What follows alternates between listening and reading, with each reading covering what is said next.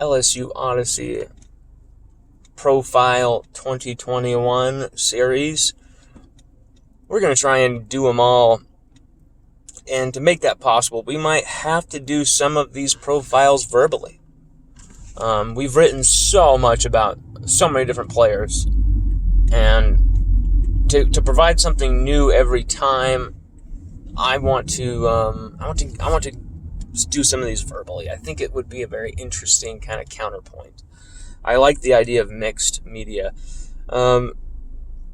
So for today's 2021 profile for players, who should I profile? Who sounds like let's do Brian Thomas Jr. Freshman Brian Thomas Jr. We've written like 4 different profiles of this guy before he committed, and then like the day he committed, we wrote one, and covering his commitment like crazy. We nailed it. Always were with Brian Thomas coming to be a Tiger. There was some worries for a while. It felt like there was some stuff going on with A&M and some behind the scenes interesting stuff with his father, and it didn't matter in the end. He chose the purple and gold, and thank God he did, because many were saying in the offseason, Brian Thomas Jr., he's going to be a guy that all these experts kept saying he's going to be a guy that will probably take 2 or 3 years before he gets going, and someone's going to have to take some time, and blah, blah. And even I had to report the same thing, as I heard it once too. Patience would be the word used with Brian Thomas. Patience. And even while I was reporting that, I was thinking, okay, but you can still use him on the field, because I just felt like, what a red zone body. I mean, we have a few red zone bodies with Devontae Lee, Jack Besh, but what a red zone target. 6'5", 198. I mean, what a target. Physical, dominant in the air. And he's already been making great catches. He's already been 5 catches this last scrimmage. He toasted Eli Ricks, one of the best corners in college football, for 2 touchdowns out of his 3 on the day. He's been outrageous. Brian Thomas Jr. has been the first name out of the mouth of Kayshon Boutte, number 1 receiver. The first name out of the mouth of Coach Ed Orgeron as well, continuously. Now, we know Brian Thomas Jr. has that red zone threat ability, but what few realize is he has unbelievable after-the-catch prowess. Now, don't get mistaken, I'm talking about someone's talent and what they could do. Every time I talk about some players' talents and abilities, which this is LSU, baby, we only get grade A. We only get the best. And it's funny that everyone says that, but then when I start explaining how and why they're the best, because I actually watch film, it just becomes too much for some people and their simple, fragile eggshell minds, because they want me to rip on LSU at all points. And I'm sorry, I'm not going to do that when you have a 6'5", 198, should-be 5-star receiver as a freshman catching touchdowns on Eli Ricks. Yeah, I'm going to be a little intense about how awesome these freshman receivers are. Excuse me.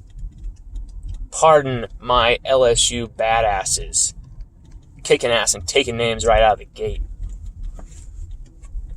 And Brian Thomas is leading that charge. I would not be shocked if Brian Thomas caught 8 touchdowns by the end of this year.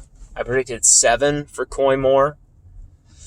I think I predicted 14 for Kayshon Boutte. I'll have to go back and look at that. It was right around there. It was in his written profile. But Brian Thomas, I think we're looking at about 7 to 8 touchdown catches for him this year, and probably about 600 to 800 receiving yards. I think he's going to be a dominant target that you won't be able to ignore. Can't get him off the field. He's going to be one of those guys who's technically a number 2, technically a number 3, technically a number 4. It doesn't matter. Just get him on the field.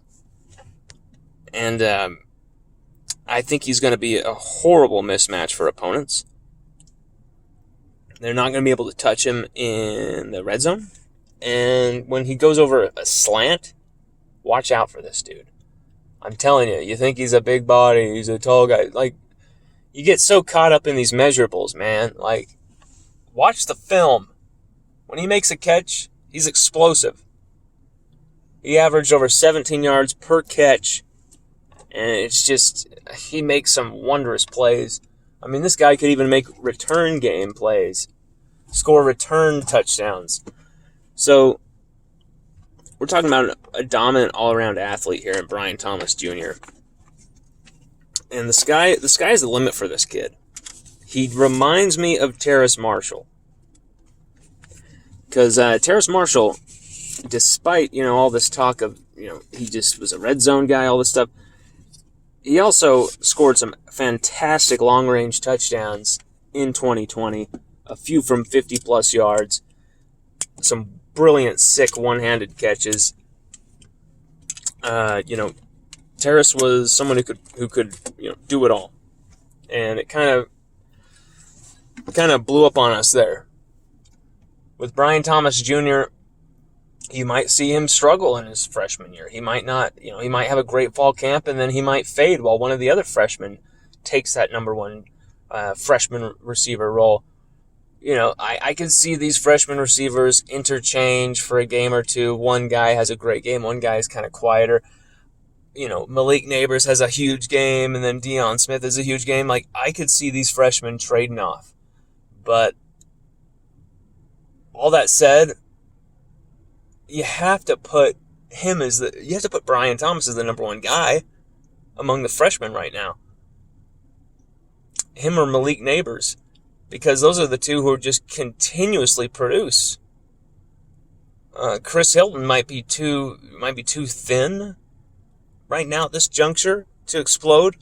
Although I still expect him to, have a few awesome explosive plays out of the backfield, running the football, in the return game potentially. I expect all these freshmen to really be prime contributors. But Brian Thomas will probably be that number one leading receiver consistently throughout the season.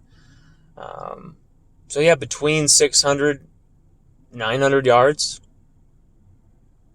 and 7 touchdowns. That is not out of the realm of possibility. I'm telling you, this. People are really underestimating LSU, and I just want to see LSU fan base really get pissed and really get active. Okay? Because they're coming at us. They don't believe us. They think we're full of it. It's time to show them that 2020 was the fluke. Let's go. Let's go! Go Tigers!